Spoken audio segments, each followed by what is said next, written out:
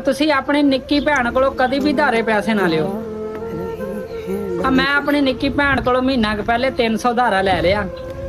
ਜਲਦੀ ਆ ਜਾਓ ਜਲਦੀ। 3-4 ਵਾਰੀ 100-100 ਕਰਕੇ ਮੋੜ ਦਿੱਤਾ। ਅੱਜ ਹਿਸਾਬ ਕੀਤਾ ਤੇ 400 ਹਜੇ ਮੇਰੇ ਵੱਲ ਬਾਕੀ ਆ।